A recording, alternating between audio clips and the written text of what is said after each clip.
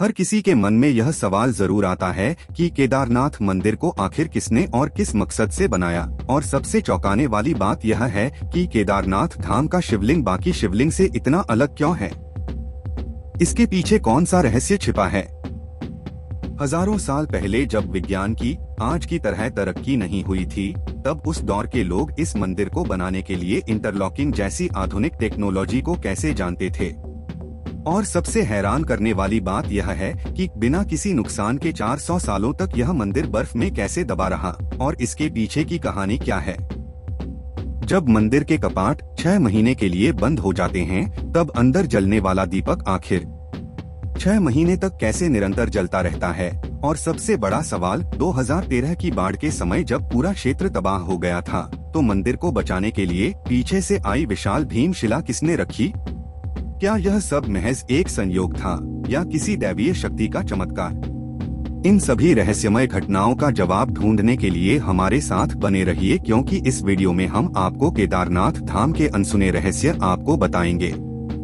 यह वो रहस्य है जिनका जवाब शायद आज भी विज्ञान के पास नहीं है। भारत के उत्तराखंड में बसा केदारनाथ धाम केवल एक मंदिर नहीं, बल्कि आस्था, रहस्य और चमत्कारों का अद्भुत संगम है। हिमालय की ऊंचाइयों में 12 ज्योतिर्लिंगों में से एक यह पवित्र स्थल सदियों से भक्तों को अपनी ओर खींचता आया है।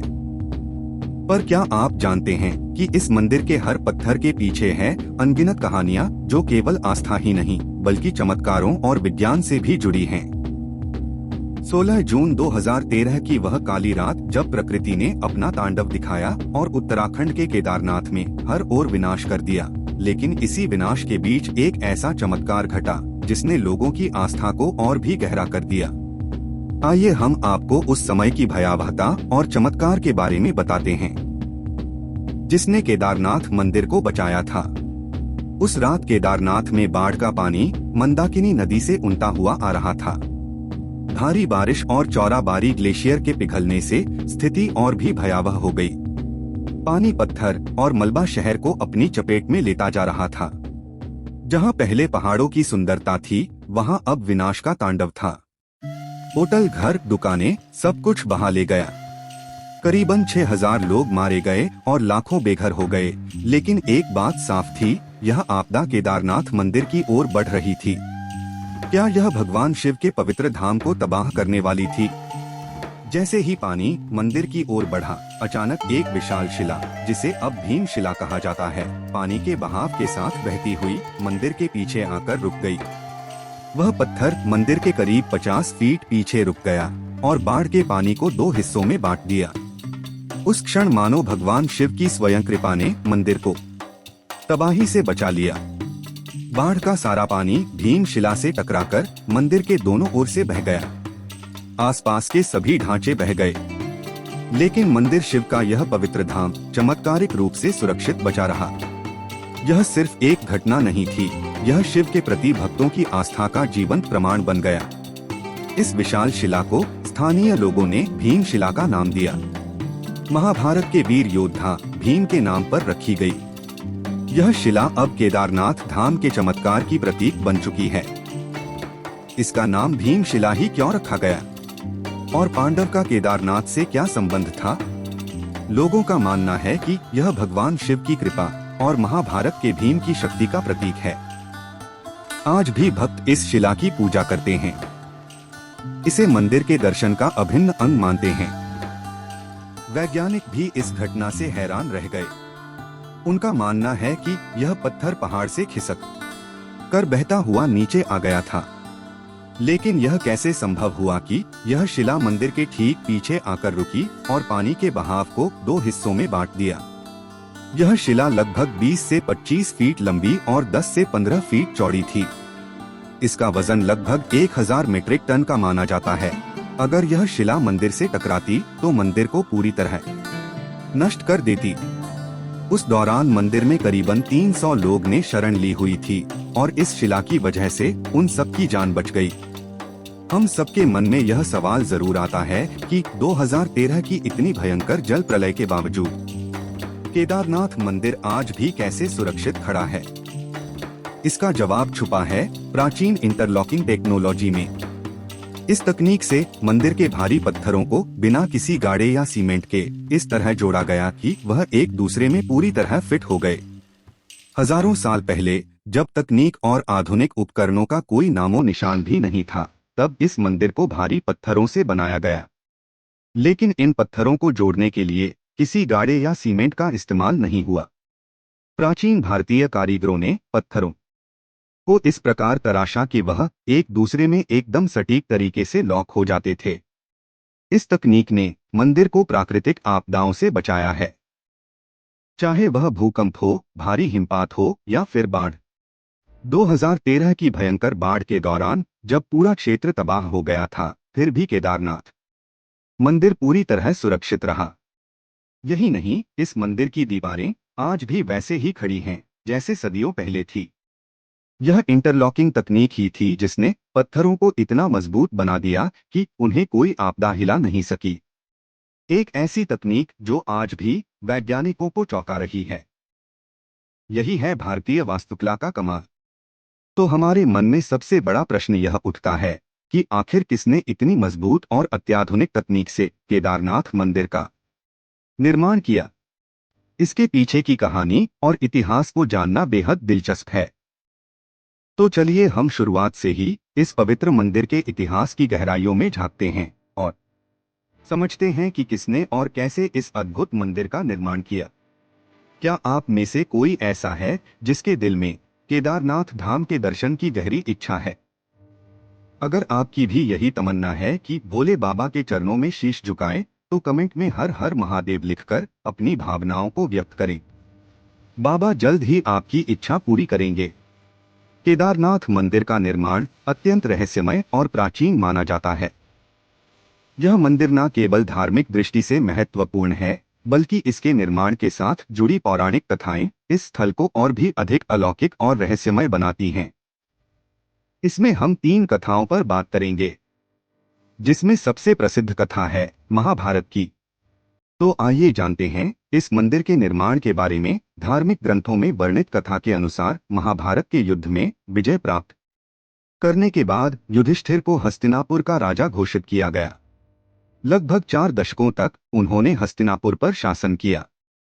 एक दिन पांडव भगवान श्री कृष्ण के साथ बैठकर महाभारत युद्ध की समीक्षा कर रहे थे। उस समय पांडवों ने श्री कृष्ण से कहा, हे नारायण, हम भाइयों पर अपने बंधु बांधव और गुरुजनों की हत्या का कलंक है। इस कलंक को कैसे मिटाया जाए? श्री कृष्ण ने उत्तर दिया, भले ही तुमने युद्ध में विजय प्राप्त की हो, लेकिन तुमने अपने बंधु बांधव का वध किया है और इसके कारण तुम पाप के भागी बने हो।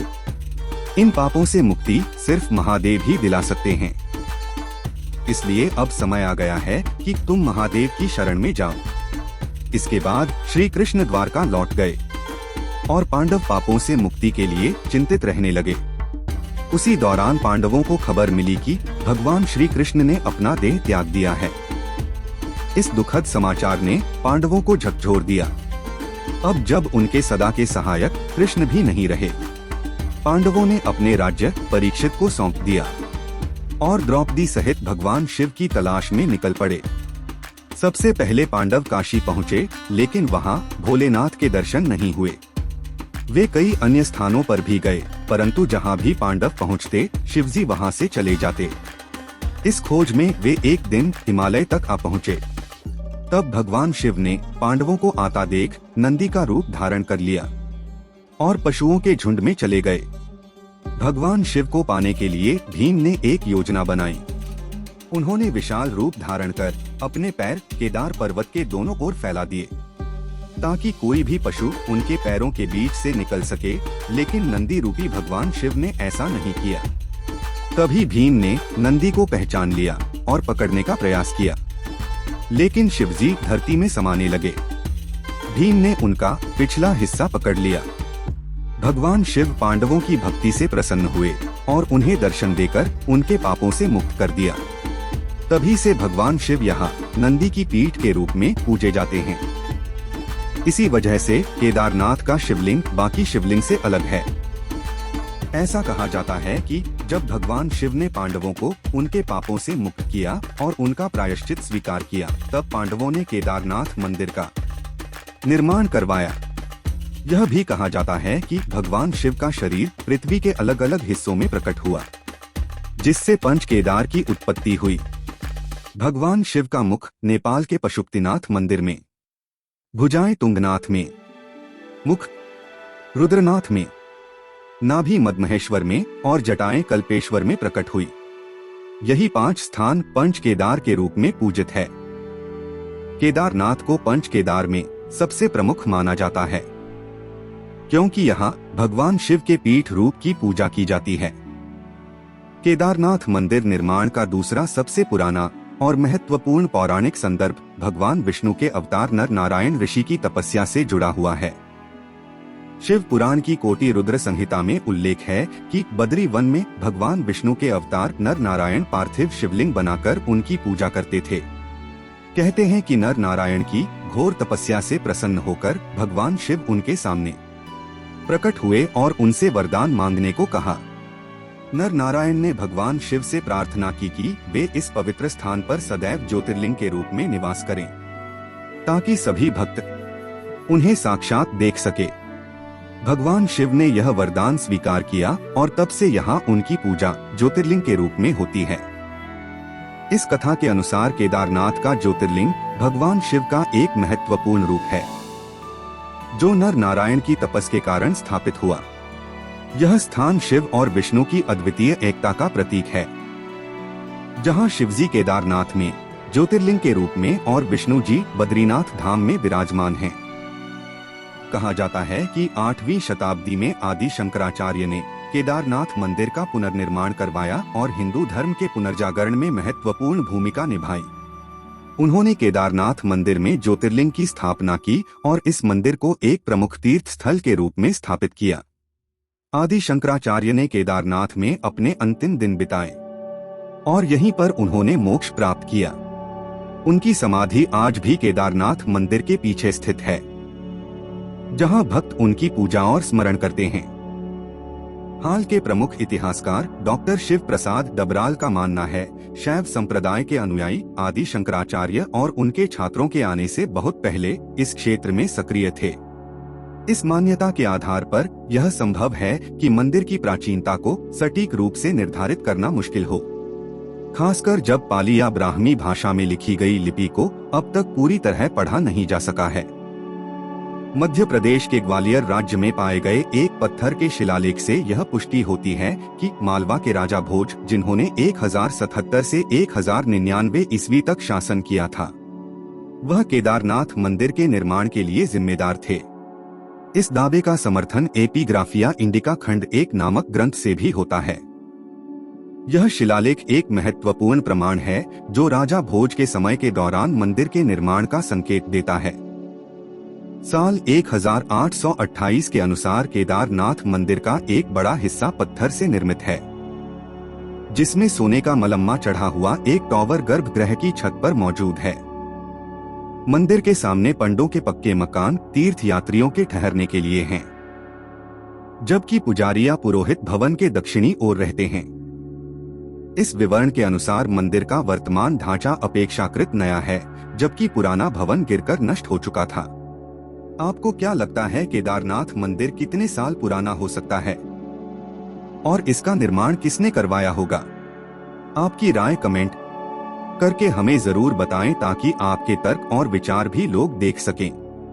अब हम आपको एक ऐसे अध्याय में लेकर जा रहे हैं जो आपको हैरान कर देगा।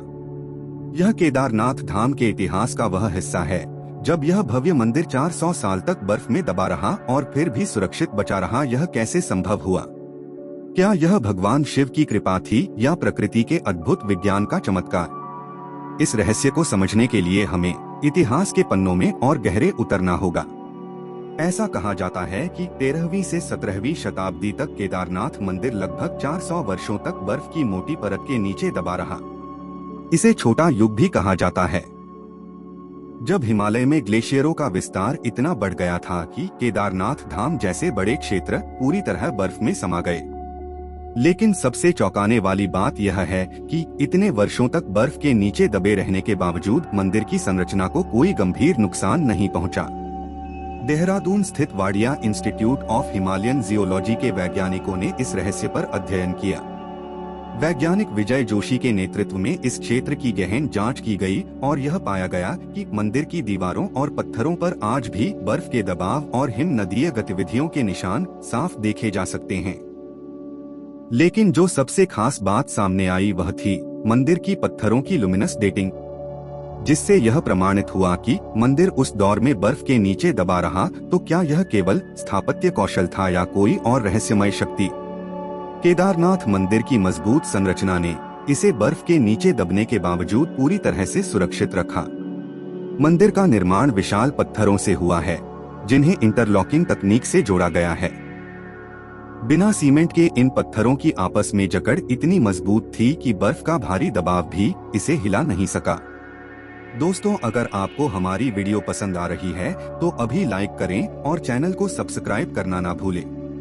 आपका एक लाइक और सब्सक्रिप्शन हमें और भी बेहतर कंटेंट लाने में मदद करेगा। अब हम आपको एक ऐसे रहस्य से परिचित कराने जा रहे हैं जिसने आधुनिक वैज्ञानिकों को भी हैरान कर दिया है। केदारनाथ और रामेश्वरम के बीच का गहरा जियोलॉजिकल अलाइनमेंट। यह वाकई एक चौंकाने वाली बात है। सोचिए, यह दोनों मंदिर एक सीधी रेखा में कैसे हो सकते हैं, जबकि यह हजारों किलोमीटर दूर है। जब आप इस रहस्य के बारे में जानेंगे तो हैरान रह जाएंगे। यह प्राचीन भारतीय ज्ञान और वास्तुकला का एक अद्भुत उदाहरण है, जिसे आज की आधुनिक दुनिया में समझना कठिन है। क्या आपने कभी सोचा है कि केदारनाथ और रामेश्वरम जैसे मंदिर कैसे एक ही रेखा पर हो सकते हैं? यह रहस्य न सिर्फ श्रद्धालुओं को बल्कि वैज्ञानिकों को भी हैरान कर चुका है। उत्तराखंड के केदारनाथ और दक्षिण भारत के रामेश्वरम ज्योतिर्लिंग 79 डिग्री देशांतर रेखा पर स्थित है। लेकिन यही नहीं, इनके बीच 5 और शिव मंदिर हैं, जो सृष्टि के पंच तत्वों जल, वायु, अग्नि, आकाश और धरती का प्रतिनिधित्व करते हैं। अब सोचिए, हजारों साल पहले जब उपग्रह तकनीक या जीपीएस जैसी कोई आधुनिक तकनीक नहीं थी, तब भी हमारे प्राचीन वास्तुकार ने इतनी सटीकता से इन मंदिरों को एक सीधी रेखा में कैसे स्थापित किया।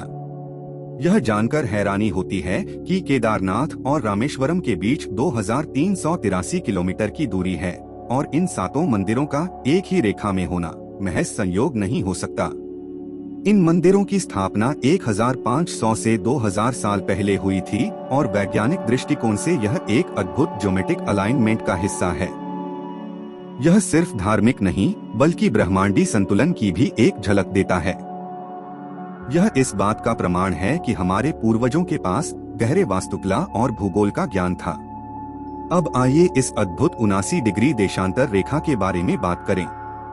इस रेखा पर केदारनाथ और रामेश्वरम के बीच 5 और महत्वपूर्ण मंदिर स्थित हैं। कालेश्वर, श्री कालाहस्ती, एकम्बरेश्वर, अरुणाचलेश्वर और चिदम्बरम मंदिर यह सोचने पर मजबूर कर देता है कि कैसे प्राचीन वास्तुकार ने बिना किसी आधुनिक तकनीक के यह सब किया। उज्जैन के महर्षि पाणिनि संस्कृत विश्वविद्यालय के प्रोफेसर डॉक्टर उपेंद्र भार्गव का भी यही कहना है।